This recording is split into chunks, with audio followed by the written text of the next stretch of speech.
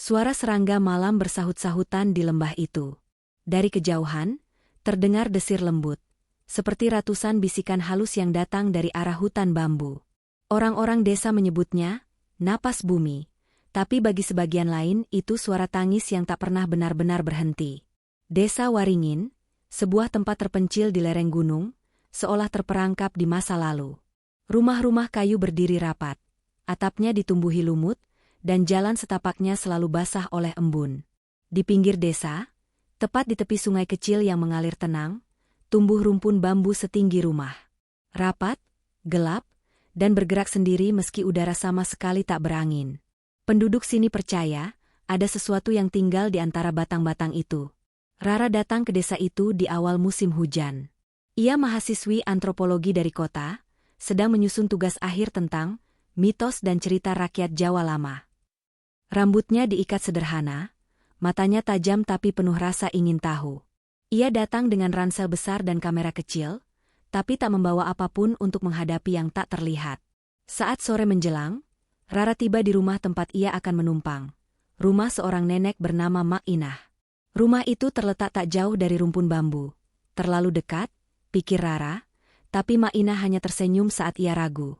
Kalau kau dengar suara dari sana malam-malam, kata Mak Inah pelan sambil menatap ke arah bambu, jangan diladenin. Biar saja lewat. Rara tertawa kecil, mencoba mencairkan suasana. Maksudnya suara apa, Nek? Mak Inah hanya menatapnya lama, matanya sayu dan basah. Suara yang memanggil nama orang yang sudah lama mati. Malam datang cepat di desa itu. Langit gelap tanpa bulan, hanya cahaya lentera di teras rumah yang menari-nari kecil. Rara duduk di depan jendela kamarnya, menulis catatan lapangan. Dari kejauhan, ia mendengar bunyi khas, krek-krek-krek, suara bambu yang bergesek pelan diterpa angin. Tapi malam itu, angin sama sekali tak berhembus. Semakin lama, suara itu berubah, seperti seseorang yang sedang menangis tertahan. Pelan, lirih, tapi memecah kesunyian. Rara berdiri. Ia menempelkan telinganya ke kaca jendela. Dari dalam kabut tipis, ia melihat sesuatu, cahaya kecil seperti obor tua bergerak di antara batang bambu. Lalu bayangan putih, duduk di bawah pohon besar, rambutnya terurai panjang sampai menyentuh tanah. Rara terperanjat mundur. Napasnya memburu. Tapi ketika ia kembali menatap keluar, bayangan itu sudah lenyap. Hanya bunyi bambu bergesek pelan, seperti seseorang sedang berbisik, jangan lupakan aku. Pagi harinya, Rara bercerita pada Mak Inah. Nenek itu hanya menggeleng pelan. Kau sudah lihat dia, ya? Rara menatap bingung. Siapa, Nek? Perempuan penunggu pohon bambu. Kami menyebutnya Embok Lastri. Nama itu membuat udara terasa lebih dingin. Mak Inah menatap jauh, ke arah rumpun bambu yang basah oleh embun. Dulu, waktu aku kecil, orang-orang sering mendengar suaranya menangis di malam hari. Kadang dia memanggil nama seseorang, kadang dia cuma duduk menunggu. Menunggu siapa? Tanya Rara. Mak Inah tidak menjawab. Ia hanya berkata pelan, yang berjanji padanya. Sore itu, Rara berjalan ke pinggiran desa. Ia ingin melihat lebih dekat pohon bambu yang disebut-sebut itu. Langkahnya berhenti di tepi sungai kecil. Airnya jernih, tapi di dasar sungai tampak benda seperti gelang berwarna perak kusam. Ia jongkok, hendak mengambilnya, tapi tiba-tiba terdengar suara dari belakang. Jangan diambil. Rara menoleh cepat.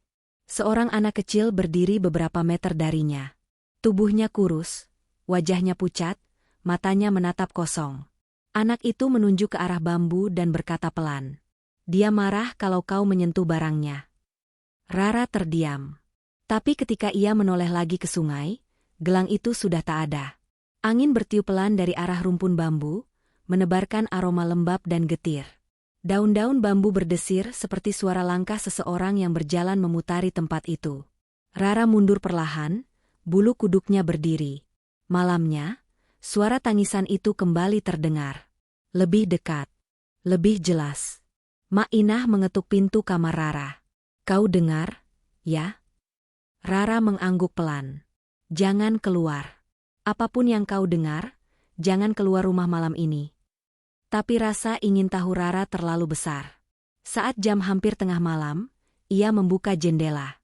Kabut menebal, dan di kejauhan sosok perempuan berbaju putih itu berdiri memunggunginya, rambutnya panjang terurai. Ia seolah menatap rumpun bambu sambil menangis, lalu perlahan menoleh, separuh wajahnya hancur, mata kirinya gelap, dan mulutnya bergetar seolah memanggil nama, Rara. Rara menjerit. Jendela tertutup keras tertiup angin. Lentera padam seketika. Dan di luar sana, di antara suara bambu bergesek, terdengar lagi bisikan panjang, lirih seolah dari tempat yang sangat jauh. Dia sudah kembali. Suara tangis itu masih belum berhenti. Kalau kamu penasaran siapa sebenarnya perempuan di balik pohon bambu itu, tekan dulu tombol like-nya. Dan kalau kamu suka kisah-kisah horor penuh misteri seperti ini, subscribe sekarang, biar kamu jadi yang pertama tahu kelanjutannya. Sejak malam itu, Rara tidak bisa tidur nyenyak. Setiap kali menutup mata, ia selalu mendengar suara gesekan bambu, lalu tangisan perempuan yang terdengar semakin dekat. Kadang terdengar seperti bisikan di telinganya, memanggil pelan, Rara. Siang hari pun terasa aneh. Angin yang melewati bambu selalu membawa aroma tanah basah yang kuat, seperti darah yang sudah lama mengering. Di pasar kecil desa itu, semua orang tampak menunduk saat Rara lewat. Mereka tahu ia tamu dari kota, dan mereka tahu ia sudah melihat penunggu bambu. Pagi itu, Rara mendatangi rumah kepala desa untuk mencari tahu asal-usul legenda yang disebut Mak Inah. Tapi lelaki tua itu hanya menggeleng keras. Jangan tanya lagi soal itu, Nak. Dulu, sudah banyak yang mencoba membongkar kisahnya, tapi mereka nggak pernah sama lagi setelah pulang dari sana. Rara menatapnya, mencoba tersenyum. Saya cuma butuh sedikit keterangan untuk penelitian, Pak. Kepala desa menatapnya lama, lalu menunduk. Kalau kau memang ingin tahu, tanya sama sungainya. Tapi jangan menyesal kalau ada yang menjawab. Kalimat itu terdengar aneh, tapi justru membuat rasa penasaran Rara semakin kuat. Menjelang sore, ia berjalan ke arah rumpun bambu. Kabut tipis mulai turun dari pegunungan. Dari kejauhan, bambu-bambu itu bergoyang pelan, suaranya seperti bisikan perempuan yang saling berbisik di tengah hujan. Di dekat akar bambu besar, ia melihat sesuatu, tanah di sana tampak baru tergali. Rara jongkok, lalu menggali sedikit dengan ranting. Tiba-tiba sesuatu yang dingin dan keras tersentuh tangannya, gelang perak. Gelang itu persis seperti yang ia lihat kemarin di dasar sungai. Tapi kali ini, ada goresan halus di bagian dalamnya, tulisan kecil yang hampir pudar. Untuk Lastri. Rara menelan ludah. Nama itu, nama yang disebut Mak Inah semalam. Langit mulai gelap. Ia memutuskan pulang. Tapi baru beberapa langkah menjauh, terdengar suara di belakangnya. Pelan, seperti langkah kaki seseorang di atas tanah basah. Rara berhenti. Mak Inah, panggilnya pelan. Tak ada jawaban, hanya desiran bambu yang makin keras. Dan tiba-tiba, tangis itu datang lagi. Tangisan panjang, serak, menyayat hati. Kali ini bukan hanya suara. Rara melihat sosok perempuan berdiri di antara batang bambu, wajahnya tertutup rambut panjang. Baju putihnya sobek-sobek, dan dari ujung jari-jarinya menetes air seperti darah yang sangat encer. Sosok itu melangkah satu langkah maju, lalu suara tangisnya berubah menjadi tawa pelan, getir, menyakitkan. Rara terpaku. Tak bisa bergerak. Hingga tiba-tiba angin berhembus kencang, dan daun-daun bambu bergesekan begitu keras, hingga bunyinya seperti jeritan. Dalam sekejap, sosok itu hilang, menyisakan udara dingin dan bau wangi melati yang pekat. Rara berlari pulang. Napasnya tersengal, wajahnya pucat.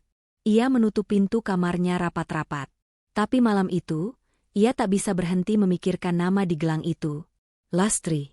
Sekitar tengah malam, ia terbangun. Ada suara berbisik dari luar jendela. Pelan, seperti seseorang yang berbicara dari balik kaca. Kenapa kau mengambil gelangku? Rara menatap ke arah jendela, matanya membesar.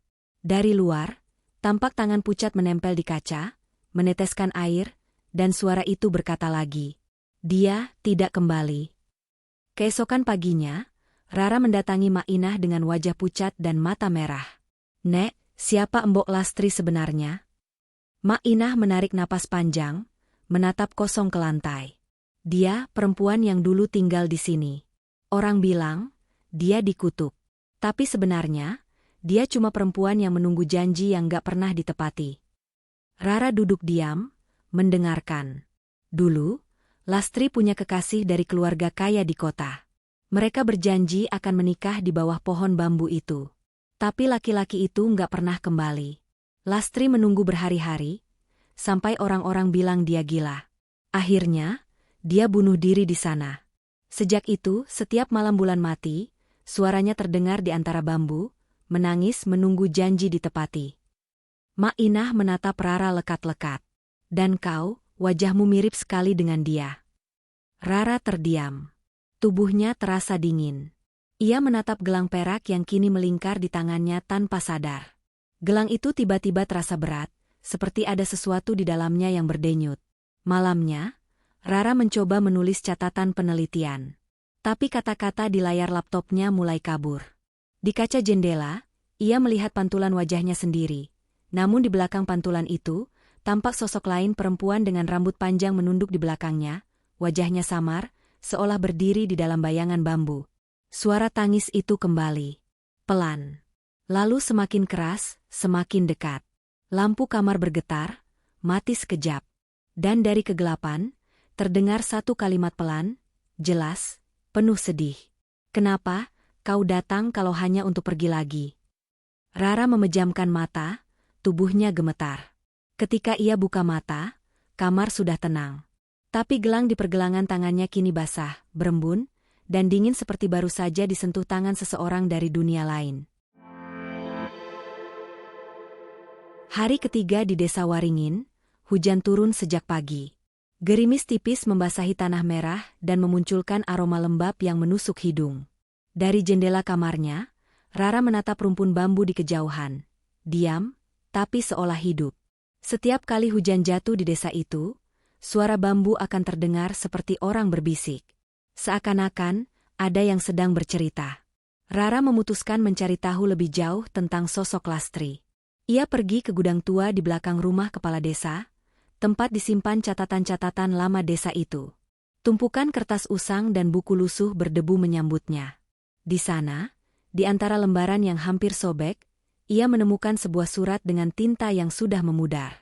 Tertulis tanggal tahun 1953. Surat itu ditujukan kepada seseorang bernama Lastri. Tulisan tangannya halus, dengan bahasa yang sederhana. "Aku janji akan datang menjemputmu sebelum bulan purnama. Jangan takut, jangan pergi kemana-mana. Tunggu aku di bawah pohon bambu tempat kita berjanji dulu." Di bawah tanda tangan, tercantum nama Raden Arya Wiratama. Rara menatap surat itu lama. Jantungnya berdegup cepat. Nama itu seperti tidak asing. Ia membuka ponsel dan mencari catatan silsilah keluarganya. Dan di sana, benar, Raden Arya Wiratama adalah kakek buyutnya sendiri. Tiba-tiba ruangan terasa dingin. Lampu minyak di pojok meja bergoyang sendiri. Suara bambu dari luar terdengar lagi, krek-krek, perlahan berubah menjadi suara tangis. Rara menelan ludah. Surat itu jatuh dari tangannya. Dalam sekejap, ruangan berubah, pandangannya kabur, lalu semuanya gelap. Ia merasa seperti ditarik oleh kekuatan tak terlihat. Ketika matanya terbuka, ia tidak lagi berada di gudang. Ia berdiri di tepi sungai, di tengah kabut tebal. Dan di hadapannya, seorang perempuan muda dengan kebaya putih duduk di bawah pohon bambu, menangis sambil memegang sehelai surat yang sama. Rara berbisik pelan, "Lastri?" Perempuan itu menoleh perlahan. Wajahnya pucat, matanya bengkak karena tangis. Tapi suaranya lembut, nyaris bergetar. "Dia berjanji, dia akan datang. Tapi semua orang bilang aku bodoh. Mereka menertawakanku." Tangannya gemetar, menggenggam surat itu erat-erat. "Setiap malam aku ke sini, menunggu. Tapi bulan purnama datang dan pergi, dan dia tidak pernah muncul." Air matanya jatuh ke tanah, lalu berubah menjadi titik-titik darah kecil yang meresap di akar bambu. Rara ingin berbicara, tapi mulutnya seolah terkunci. Lastri menatapnya, matanya penuh harap, tapi juga putus asa. Rara, kau datang, kan? Kau dari pihaknya, ya? Rara terkejut. Apa maksudmu? Lastri berdiri, suaranya berubah getir. Kau keturunannya. Darahnya mengalir di dalam tubuhmu. Kau pikir aku tidak tahu? Aku menunggu, 70 tahun aku menunggu. Hujan turun deras tiba-tiba. Bambu-bambu bergoyang keras. Suara angin menggema seperti rintihan panjang. Lastri mendekat perlahan, matanya kini kosong. Kau bawa gelangku? Kau tahu apa artinya itu? Itu tanda janji. Dan janji yang diambil harus ditepati. Rara mundur, tapi kaki dan tanah di sekitarnya mulai berubah jadi lumpur merah. Tangan Lastri menjulur, pucat, dingin, hampir menyentuh pipi Rara. Temui aku di bawah bambu sebelum bulan mati. Hanya itu yang bisa menghapus kutukanku. Tiba-tiba semuanya hilang. Rara tersentak bangun di dalam gudang tua. Surat itu masih di tangannya, tapi basah oleh air. Entah air hujan, entah air mata. Malamnya, Rara mendatangi Mak Inah dan menunjukkan surat itu. Wajah nenek itu langsung pucat. Jadi benar, dia kekasih dari keluarga bangsawan. Orang-orang dulu menutup-nutupi kisah ini. Katanya, Raden Arya memang berniat menikah dengan Lastri, tapi keluarganya memaksanya menikah dengan wanita lain dari kalangan ningrat. Lastri menunggu di bawah bambu berhari-hari, lalu tubuhnya ditemukan di sungai. Mak Inah menatap jauh ke arah hutan. Waktu jasadnya diangkat, rambutnya sudah membelit akar bambu. Sejak itu, bambu di sana tumbuh rapat sekali, tak bisa ditebang. Orang bilang, akar bambu itu adalah rambutnya yang tak mau lepas dari bumi. Rara menggigil mendengarnya. Nek, kalau dia dikutuk, apa kutukannya bisa dihapus? Mak Inah menatapnya, lama. Kalau janji itu ditepati. Tapi siapa yang berani? Rara menatap gelang di tangannya lagi. Dalam cahaya redup, tulisan, untuk Lastri, tampak lebih jelas, seolah berpendar halus. Di luar rumah, angin bertiup kencang, dan dari arah bambu terdengar suara lirih seperti gumaman. Kau datang, kan? Rara memejamkan mata, menahan napas. Ia tahu, tak ada jalan lain selain mencari kebenaran itu sendiri. Karena mungkin bukan dia yang mencari Lastri, tapi Lastri yang memanggilnya pulang. Malam itu udara di desa Waringin begitu berat, seakan langit menekan bumi dengan kabutnya yang tebal.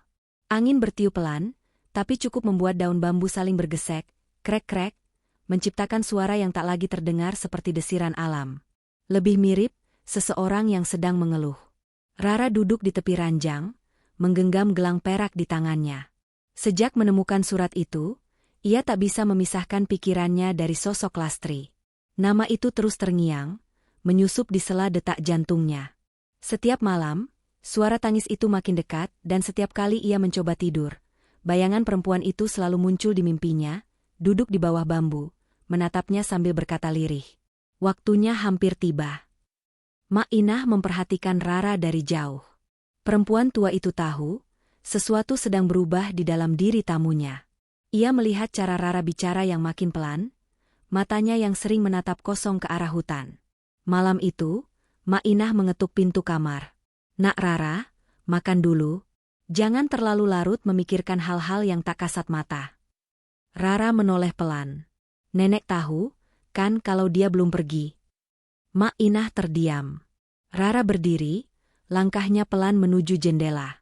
Setiap malam aku mendengar suaranya. Dia bukan ingin menakutiku, dia ingin aku menepati sesuatu yang belum selesai. Mak Inah menarik napas panjang. Nak, kau harus tahu, ada hal-hal yang seharusnya dibiarkan diam. Lastri tidak pergi bukan karena dia ingin, tapi karena dia tidak bisa. Rara memandang keluar. Kabut tebal menelan halaman belakang. Di balik kabut itu, rumpun bambu menjulang gelap. Tiba-tiba, di antara batang-batang itu, tampak bayangan putih bergerak perlahan. Sebuah sosok perempuan berdiri tegak, rambut panjangnya basah, wajahnya tersembunyi di balik helai yang meneteskan air. Rara memejamkan mata sejenak, lalu membuka jendela. Nek, lihat. Tapi begitu ia menunjuk ke arah sana, sosok itu lenyap. Hanya suara bambu yang bergoyang keras, seolah marah karena dipergoki. Mak Inah menutup jendela dengan tangan gemetar. Jangan panggil dia. Semakin kau perhatikan, semakin dia akan mendekat. Namun malam itu, Rara sudah tidak bisa menahan rasa penasarannya. Saat semua orang tidur, ia diam-diam keluar rumah. Lentera kecil di tangannya bergetar, cahayanya menembus kabut hanya beberapa langkah ke depan. Setiap langkahnya membuat tanah lembek di bawah kaki berdecit pelan. Suara bambu dari arah sungai semakin jelas, bersahut-sahutan seperti napas panjang yang terengah. Ketika Rara sampai di tepi rumpun bambu, dunia seolah membeku. Angin berhenti, suara jangkrik hilang, hanya ada satu suara tangisan panjang yang memecah keheningan. Ia mengangkat lentera. Di antara batang bambu, bayangan itu tampak lagi, Lastri. Baju putihnya lusuh, tubuhnya gemetar, dan matanya, kali ini terlihat jelas, kosong, tapi dipenuhi luka yang belum sembuh. Rara berbisik, kau ingin aku menepati janji itu, kan? Lastri menatapnya, lalu perlahan mengangguk. Bawa dia padaku, suaranya lembut, hampir seperti angin. Bawa darah yang berutang padaku. Rara menggigil, maksudmu siapa? Tapi Lastri tidak menjawab. Ia mengangkat tangan, menunjuk ke arah rumah Mak Inah. Lalu, angin tiba-tiba berembus sangat kencang. Lentera di tangan Rara padam. Dalam kegelapan, suara jeritan terdengar, bukan dari Lastri, tapi dari arah rumah. Rara berlari pulang, napasnya tersengal, jantungnya berdegup tak karuan. Saat sampai di teras, pintu rumah terbuka sedikit. Dari dalam, hanya terdengar suara benda jatuh dan langkah kaki pelan. Nenek, panggil Rara. Tak ada jawaban. Ia masuk perlahan. Udara di dalam rumah terasa dingin dan lembab. Di lantai dapur, Mak Inah duduk menunduk, tubuhnya bergetar. Nenek, apa yang terjadi? Mak Inah menatapnya dengan mata ketakutan. Dia datang ke sini. Dia menatapku dan bilang aku saksi dusta. Rara berjongkok, memegang tangan nenek itu yang dingin. Saksi apa, Nek? Mak Inah menggigit bibirnya. Air mata mengalir. Dulu, aku masih muda waktu Lastri mati. Aku lihat semuanya. Dia memang bunuh diri, tapi sebelum itu, dia datang padaku. Dia minta aku kirim suratnya ke kota, buat laki-laki yang berjanji padanya. Tapi aku takut. Aku bakar surat itu. Rara terdiam, menatap Mak Inah tak percaya. Jadi selama ini, dia nggak tahu kalau kekasihnya juga mencari dia. Mak Inah menangis keras. Raden Arya datang seminggu setelahnya. Dia cari Lastri ke sini, tapi orang-orang sudah keburu kubur dia di tepi bambu. Suasana hening. Hanya suara hujan di luar yang terdengar pelan. Rara menatap gelang perak di tangannya. Ia baru sadar, benda itu mungkin bukan sekadar kenangan, tapi simbol dari janji yang belum selesai ditepati. Tiba-tiba, pintu depan berderi terbuka. Angin masuk membawa kabut pekat. Dari luar, terdengar suara langkah kaki pelan, tap tap tap. Rara berdiri. Matanya terarah pada pintu yang kini bergerak sendiri. Siluet putih berdiri di ambang pintu, rambutnya terurai panjang, meneteskan air. Mak Inah menjerit, menutup wajahnya. Sosok itu masuk perlahan, tanpa suara, dan berhenti di depan Rara. Janji harus ditepati, suaranya pelan, tapi menggema ke seluruh ruangan. Bambu di luar rumah bergerak liar, menghasilkan suara seperti ribuan jeritan. Lentera di dalam rumah padam, menyisakan kegelapan total. Dan di tengah gelap itu, Rara merasakan sesuatu menyentuh pipinya. Dingin, basah, namun lembut. Sebuah bisikan halus terdengar di telinganya, seperti dari masa lalu yang jauh. Dia berutang, tapi kau yang akan menebusnya. Rara tak bisa tidur malam itu. Suara bambu dari arah belakang rumah terus berdengung di telinganya. Setiap kali angin bertiup, daun-daunnya beradu, menciptakan irama menyeramkan seperti bisikan dari dunia lain. Mak Inah sudah terlelap, tapi tubuhnya sesekali gemetar, seolah masih diburu rasa takut dari kejadian sebelumnya. Rara duduk di dekat jendela, memandangi gelang perak yang kini terasa lebih dingin dari biasanya. Di luar, Kabut mulai naik lagi, perlahan menelan halaman rumah. Dari balik kegelapan itu, samar-samar terdengar suara lembut, lirih, sedih, tapi penuh rindu. Rara? Ia terdiam. Suara itu memanggil namanya. Rara, waktunya menepati janji. Rara berdiri. Tubuhnya gemetar, tapi hatinya seperti ditarik keluar. Ia melangkah menuju pintu belakang, membawa lentera kecil. Begitu kakinya menginjak tanah, udara seolah berubah. Semua suara alam lenyap. Tak ada jangkrik, tak ada angin, hanya keheningan tebal yang mencekik. Cahaya lentera memantul di butiran kabut yang menari di udara, dan di antara kabut itu tampak sosok Lastri, berdiri di bawah rumpun bambu. Kali ini wajahnya terlihat jelas. Pucat, tapi indah dengan senyum yang menakutkan. Matanya kosong, tapi di balik itu ada sesuatu, kesedihan yang mendalam. Rara menatapnya tanpa berkedip. Kalau aku harus menepati janji itu, tunjukkan caranya. Lastri tidak menjawab, tapi ia mengangkat tangannya, menunjuk ke arah sungai. Rara mengikuti arah itu. Langkah demi langkah, ia menyusuri jalan setapak yang licin. Akar-akar pohon mencuat dari tanah, membuatnya beberapa kali hampir terjatuh. Tapi rasa takutnya perlahan berganti dengan dorongan kuat, semacam keharusan, seperti suara di dalam dirinya yang berkata, ini memang sudah seharusnya. Di tepi sungai, Rara berhenti. Di sana, di antara batu dan lumpur, terlihat kuburan kecil dengan batu nisan tanpa nama. Ia berlutut, mengusap permukaan nisan itu yang tertutup lumut. Ini tempatmu, ya? Angin berhembus lembut. Suara bambu dari kejauhan kembali terdengar, tapi kali ini tidak menyeramkan. Lebih seperti nyanyian. Lastri berdiri di belakangnya, gaunnya bergoyang pelan tertiup angin. Aku pernah mencintai seseorang. Suaranya lirih, nyaris seperti gumaman. Dia berjanji akan kembali, tapi aku menunggu terlalu lama.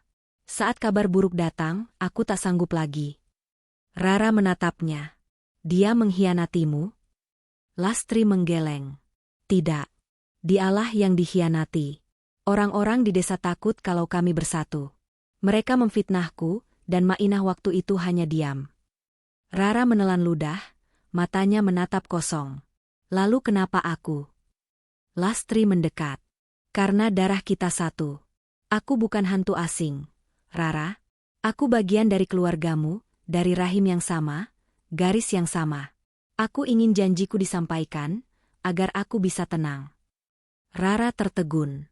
Dalam sekejap, semuanya terasa masuk akal. Ia ingat gelang perak yang diberikan ibunya sebelum meninggal.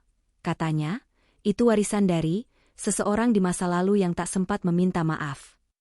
Ternyata gelang itu milik Lastri. Rara menatap wajah arwah itu dengan mata berkaca. Jadi aku harus apa? Lastri memegang tangannya. Dingin, tapi tak menyakitkan. Cari keturunannya. Sampaikan padanya kalau aku sudah memaafkan. Dan biarkan bambu ini tumbuh tanpa darah lagi. Namun sebelum Rara sempat bertanya lebih jauh, tanah di bawah kakinya bergetar. Suara air sungai berubah deras, dan angin mendadak menghantam dari segala arah. Dari balik kabut, muncul bayangan hitam, tinggi, samar, tapi penuh amarah. Lastri menatap tajam ke arah bayangan itu. Dia datang, penjaga yang kau bangunkan. Penjaga? Rara berteriak melawan angin. Bambu ini bukan sekadar tempatku, tapi gerbang. Dan kau telah membukanya. Air sungai mendidih, tanah merekah, dan dari celah di antara bambu, muncul sosok besar dengan wajah seperti akar pohon. Matanya menyala merah, tubuhnya ditutupi lumut dan tanah basah. Rara mundur ketakutan, tapi Lastri berdiri di hadapan makhluk itu, mengangkat tangannya. Cukup. Aku yang menanggung dosanya, bukan dia. Makhluk itu mengeluarkan suara mengeram dalam, seperti petir yang terperangkap di perut bumi. Janji belum ditepati. Lastri menatap Rara, air matanya menetes. Pergilah, Rara, temukan keturunannya. Katakan, Lastri sudah bebas. Rara berlari, menembus kabut yang semakin pekat. Lentera di tangannya jatuh dan padam. Hanya suara langkahnya dan deru napas yang tersisa di antara suara bambu yang menderu seperti badai. Ketika ia menoleh untuk terakhir kalinya, Lastri dan makhluk itu sudah lenyap. Yang tersisa hanya suara angin dan aroma bunga melati yang samar menempel di udara. Keesokan paginya, penduduk desa menemukan Rara pingsan di tepi sungai. Saat sadar, ia tidak berkata banyak. Ia hanya menggenggam gelang perak itu erat-erat dan berbisik. Dia sudah tenang, tapi janji itu harus disampaikan. Beberapa hari kemudian, Rara pergi ke kota. Ia membawa surat tua yang ditemukan di bawah nisan Lastri, surat yang ditulis untuk seseorang bernama Raden Arya. Ketika surat itu dibuka di rumah keturunan keluarga Arya, hujan turun deras tanpa alasan. Dan di kejauhan, di antara rumpun bambu desa Waringin, suara gesekan daun terdengar lembut, seolah seseorang akhirnya bisa beristirahat dengan damai.